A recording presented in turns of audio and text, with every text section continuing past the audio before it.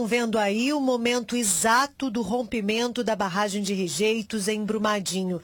As imagens foram divulgadas hoje, no 8º dia após a tragédia. Muitos funcionários estavam na área externa e tentaram correr, mas foram surpreendidos pelo tsunami de rejeitos e pela força da lama. Por esta outra câmera, colocada no alto de um guindaste, vemos o mar de rejeitos engolindo o pátio da mineradora. Várias pessoas aparecem no alto da imagem, algumas entram nos veículos, mas são encurraladas e engolidas pela avalanche. As imagens que vocês viram aí foram divulgadas hoje pela TV Globo e pela TV Bandeirantes. 248 pessoas continuam desaparecidas. Na última atualização, os números repassados foram de 115 mortos e 71 corpos identificados. O letreiro com o nome da cidade de Brumadinho foi coberto em sinal de luto. O espaço se tornou lugar de homenagens e protesto. O monumento na entrada da cidade foi usado mais uma vez para um protesto silencioso. As letras que formam a palavra Brumadinho foram cobertas com sacos pretos de plástico usados para colocar lixo.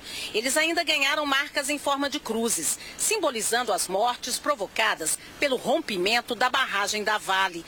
Aqui já foram colocadas camisas com nomes de vítimas, flores, velas e as bandeiras do Brasil, de Brumadinho e de Minas. Olha, nessa dá pra gente ver o nome de várias pessoas, além de mensagens como essa aqui. Lamentamos muito a morte de todos. Seguro estou de que Jesus nos ajuda. E olha, são vários nomes aqui: Cássia, Juliana, Cristiane, Cleusane. Tá sendo certo, porque o povo, sentimento do povo, né? É mãe, filha. A minha esposa perdeu, primo, vizinho meu é muito. Aqui todo mundo perdeu alguém? É. Eu tô aqui angustiada, não sabe notícia da minha amiga, não encontraram nem nada. Então assim, tá fechado, assim, angustiante, magoada, sabe? Por causa dessa tragédia. Reinan já enterrou a irmã que morreu na tragédia e ainda espera notícias do cunhado. Ele veio trazer uma rosa. No coração, a dor da saudade. Mas eu não quero protesto, não quero fazer nada. Entendeu? O que o senhor quer agora? Mas eu quero que... Ela já está com Deus, que era muito religiosa. Né? Eu quero ver se a gente toca a vida. Esquecer jamais. Em coletiva, na tarde de hoje, em Brumadinho, o prefeito da cidade disse que a Vale vai fazer uma doação de R$50 mil às famílias que moravam ou tinham atividades rurais na região que eles chamam de ZAS, que é a Zona de Autossalvamento. O Comitê de Respostas Rápidas da Vale anunciou que, além dos R$100 mil doados às famílias de pessoas mortas na tragédia, a mineradora prometeu novas medidas humanitárias. A primeira iniciativa trata-se da doação de R$50 mil para as famílias que residiam na zona de impacto. A segunda iniciativa é a doação de R$15 mil para as famílias que tinham uma atividade rural ou uma atividade comercial na zona de impacto. Então eu quero repetir que trata-se de doação. Enquanto as buscas por vítimas na área atingida pela lama ainda estão longe de acabar, Brumadinho já se prepara para o futuro da cidade, em que 11% dos empregos dependem da Vale. A Vale é a maior das mineradoras de Brumadinho, com quase 1.000 funcionários aqui. Por causa das atividades, a cidade recebe das empresas os royalties, uma espécie de compensação financeira pela exploração mineral. Só o que era repassado pela mina do Feijão, que se rompeu, corresponde a quase 40% do que é arrecadado dessa forma. Juntando isso a outros impostos, a prefeitura estima uma queda na arrecadação de quase R$5 milhões por mês, praticamente metade do orçamento do município. A prefeitura pediu ajuda aos governos federal e estadual. Para eles não deixarem a gente ver navios, eles dão apoio ao nosso município, porque se a gente perder também 35% na arrecadação, a gente não consegue atender nem os serviços essenciais do município, nós não vamos conseguir atender mais. O município também espera que a Vale cumpra a promessa de manter o pagamento dos royalties por pelo menos 2 anos, mesmo sem as minas em atividade. O CEFEM, ele refletido também no ICM e no ISS. Então daria aí mais ou menos 4 milhões e pouco por mês. Durante 2 anos, daria mais ou menos 80 milhões. O envolvimento dos bombeiros em um trabalho exaustivo e de extrema entrega tem o apoio de muitos heróis anônimos, como o grupo de voluntários que vocês vão ver agora. Eles se dedicam a lavar as roupas sujas de lama que são usadas pelos bombeiros. Em meio a tanta tristeza, existem alguns heróis anônimos que trabalham dia e noite para dar um pouco de conforto para aqueles que atuam na busca incansável de sobreviventes e corpos. São homens e mulheres voluntários de todos os cantos do país que fazem parte da Convenção Batista Mineira. Aqui no quintal da igreja, em Brumadinho, eles montaram uma lavanderia 24 horas para lavar e secar as roupas dos bombeiros que no final do dia estão cobertas de lama. Pois é, nós chegamos aqui inicialmente para cuidar da área espiritual, né? Mas ao conversar com os bombeiros, nós percebemos que eles estavam com as roupas sujas e usariam a mesma no dia seguinte. Além da contaminação possível, também a questão do próprio conforto do trabalho. Então, oferecemos isso para o comandante, ele achou magnífico e nós fomos montando e ampliando a lavanderia a partir da demanda. Aqui na lavanderia improvisada são 14 máquinas de lavar e secar. Cerca de 40 voluntários eles estão envolvidos aí nesse trabalho. Eles lavam cerca de 200 peças de roupa por dia. E depois, então, essa roupa que chegou aqui toda suja de lama, ela é entregue assim, lavada, seca, embaladinha e ainda com um mimo, para entregar também um pouquinho de conforto. Como a lama está contaminada, os voluntários precisam utilizar máscaras e luvas para manusear os trajes. Cada uniforme passa primeiro por uma lavagem com produtos especiais. Nós já trouxemos no primeiro dia um técnico de segurança do trabalho, uma pessoa especialista em lavanderia de risco. Então a roupa passa por um processo de higienização antes, passa por um produto próprio, depois ela vai por um tanquinho onde a parte mais grossa é tirada e só depois ela vai para a máquina de lavar. E no processo final é a máquina de secar durante a noite e os varais durante o dia. Eduardo é de Belo Horizonte, faz parte do grupo de voluntários. Hoje pela manhã, quando eu fui entregar o fardamento para eles, bem cedinho, eles pegam, eles falam assim, cara, isso nos revigora o nosso ânimo. A gente chega com uma roupa suja e quando a gente retorna, tem uma roupa tão limpinha do vestido durante o dia, isso é como se fosse um combustível para eles. Isso é um trabalho maravilhoso, isso é o Evangelho na sua mais linda acepção e eu vim aqui porque eu quero fazer disso um portfólio de trabalho das organizações do terceiro setor para integrarem o Sistema Nacional de Defesa Civil. E meu coração, na verdade, sempre foi voltado a ajudar pessoas e esse é meu intuito de vida, meu objetivo de vida, minha meta. O Corpo de Bombeiros fez hoje uma homenagem às vítimas da tragédia de Brumadinho. Vários helicópteros jogaram flores no local arrasado pelo mar de lama. O toque solitário da clarineta. A reverência de bombeiros que atuam nos resgates há mais de uma semana e 10 helicópteros no céu. Militares sobrevoaram a região e jogaram pétalas de rosa sobre a lama de rejeitos de minério. A homenagem acontece 8 dias depois da tragédia. Foi bem perto desse horário que a barragem se rompeu, transformando a paisagem que havia aqui para o resto da vida e levando para debaixo da lama centenas de pessoas. Resolvemos, em primeiro lugar, prestar a nossa homenagem com os nossos trabalhos e, posteriormente, numa forma de respeito, de solidariedade e de sentimento às vítimas envolvidas nessa tragédia, resolvemos então prestar a nossa homenagem neste dia, que fazem 8 dias do evento, e exatamente no horário em que decorreu o rompimento da barragem. O que estava no caminho da onda gigante de rejeitos de minério foi arrastado. O refeitório, a área administrativa da barragem, ônibus, caminhões, contêineres, vegetação e pessoas. Lembrança que dói.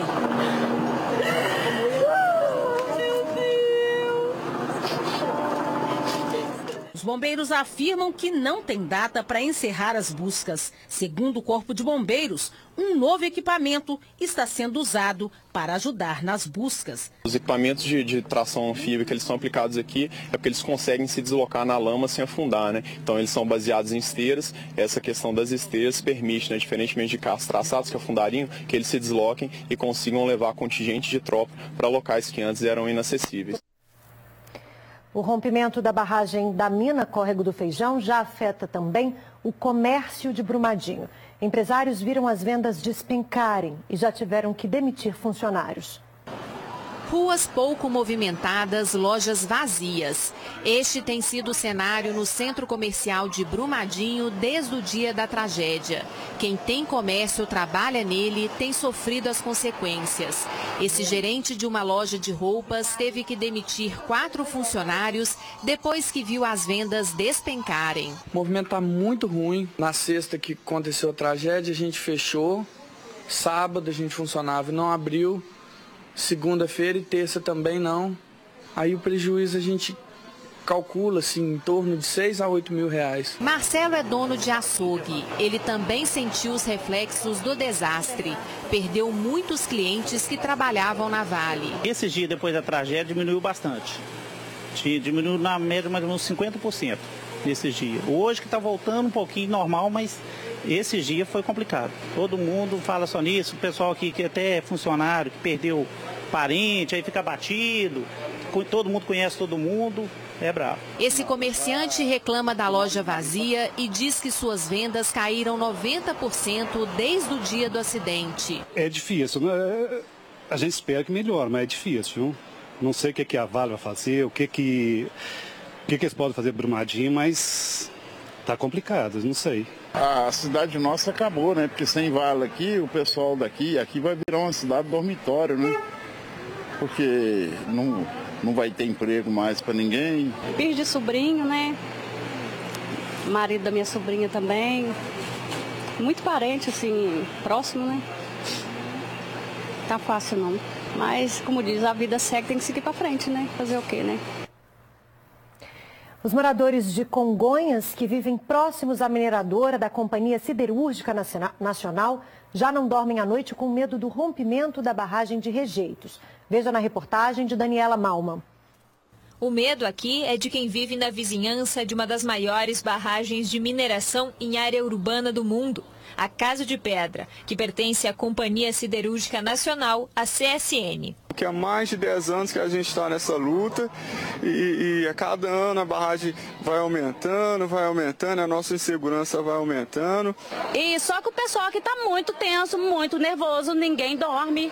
Eu posso tomar um vidro de remédio quando não durmo. Nós estamos em um dos pontos mais altos da cidade. Daqui a gente consegue ter uma visão mais clara da situação. As casas estão apenas a 250 metros da barragem de Rejeitos. Se aqui acontece a mesma coisa que aconteceu em Brumadinho na semana passada, as pessoas não conseguirão salvar. Dona Maria mora no bairro há 20 anos. Ela viu a barragem ser construída e hoje não consegue dormir à noite. Eu já não aguento mais viver igual a gente está vivendo. Eu já não aguento mais ver minha netinha chorar e pedir que não quer morrer. A senhora está pensando até em se mudar? Estou pensando até em me mudar, porque eu não acredito que não vão fazer nada para nós. Segundo a Secretaria de Estado de Meio Ambiente e Desenvolvimento Sustentável, a SEMAD, a barragem é classificada como classe 6, a mais alta em categoria de risco e danos potenciais associados. Em 2013, ela teve infiltrações e o Ministério Público instaurou um inquérito civil que levou a reparos, a vedação de infiltrações. Em 2017, a situação praticamente se repetiu já em 2 pontos. Outra preocupação é o acervo histórico da cidade, que guarda grande parte da obra do mestre Aleijadinho. As igrejas e museus de Congonhas atraem visitantes de todo o mundo e, por enquanto, estão preservados por estar numa região mais alta. Nesta semana, a Câmara de Vereadores enviou um ofício para o Ministério Público e para a Prefeitura pedindo a suspensão das atividades da barragem. A Secretaria Municipal de Meio Ambiente afirma que depois de Brumadinho, medidas em caráter de urgência precisam ser tomadas. Nós já definimos que nós não queremos mais loteamento de barragem dentro do município, em área urbana, isso nós vamos remeter um projeto de lei para a Câmara. Nós definimos que tanto os diretores quanto os presidentes das barragens que já estão, eles vão ter que assinar um termo de anuência à declaração de estabilidade dessas barragens. Esse termo vai conferir a eles uma responsabilidade civil e criminal no caso de rompimento. Uma reunião foi feita com a empresa. Eles anunciaram a aquisição de equipamentos italianos que vão auxiliar na diminuição do material que é depositado em barragens. Qual seria o prazo ideal para cessar as atividades dessa barragem aqui? Olha, na realidade, a última reunião que a gente teve com a empresa, não está sendo depositado mais material nela. É um processo de transição. Então, não tem um prazo assim certo, porque você pega uma barragem igual a Casa de Pedra, tem 15 anos que eles estão depositando material. Então, a gente não é acabar com a CSN, é com a barragem. Ver o que é possível fazer para secar ela e eles continuarem trabalhando, mas com responsabilidade e respeito pelo cidadão, pela cidade de Congonhas.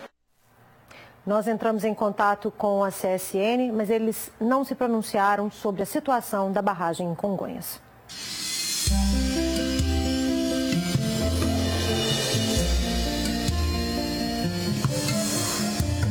Céu parcialmente nublado com pancadas de chuva e trovoadas isoladas no sul e na zona da mata.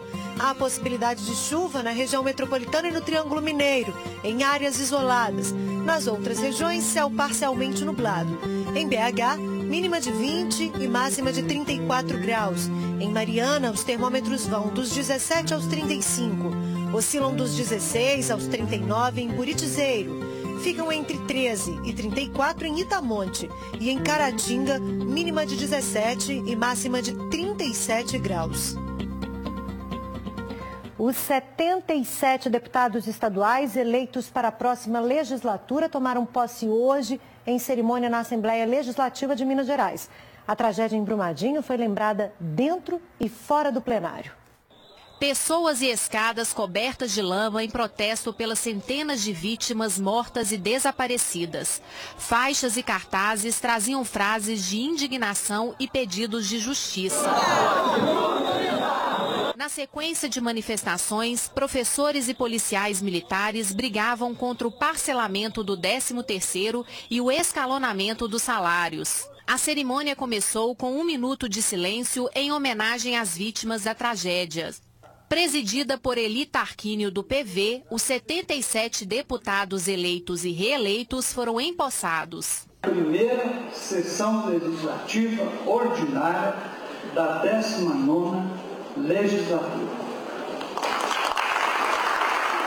Os parlamentares escolheram em votação aberta a nova mesa diretora da Assembleia. Agostinho Patrus Filho, do PV, foi eleito presidente da Casa com 75 votos. Prioridades são dar continuidade aos projetos que já estão tramitando na Casa. Tem o projeto das mineradoras, que está em segundo turno. Além dele, nós já aprovamos um projeto sobre a taxa de mineração para que 100% da sua utilização fosse revertida realmente à fiscalização. O que já tem 31 assinaturas para abertura de uma CPI. Sim, a CPI é regimental, gente. Nós precisamos ter o cumprimento dos diversos pontos do regimento. Se os pressupostos legais para a instalação estiverem cumpridos, a Casa irá instaurar a CPI. Daqui a pouco, logo depois do intervalo, nós vamos mostrar as alternativas para o reaproveitamento dos rejeitos da mineração. Eu volto já.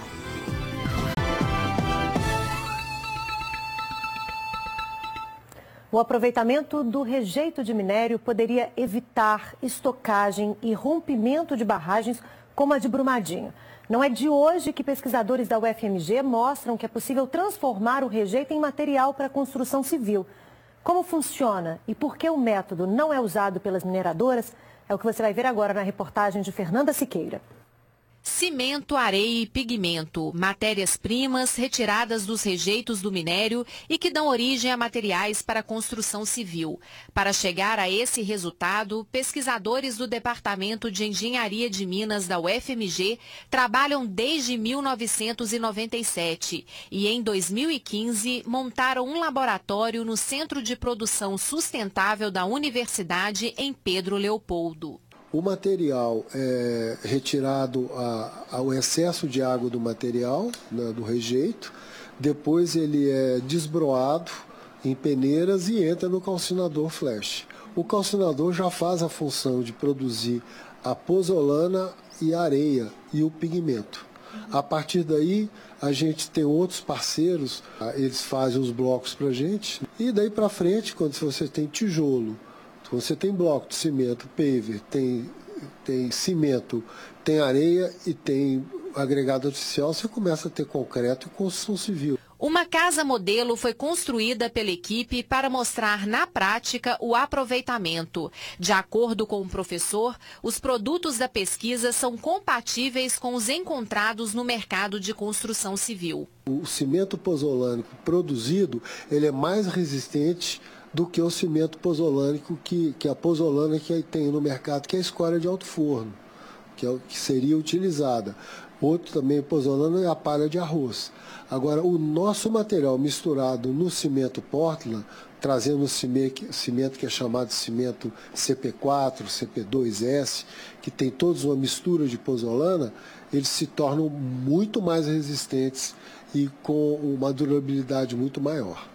Com a quantidade de rejeitos despejados pelo rompimento da barragem em Brumadinho, seria possível construir 500 quilômetros de estrada ou 2.400 casas no estilo Minha Casa Minha Vida.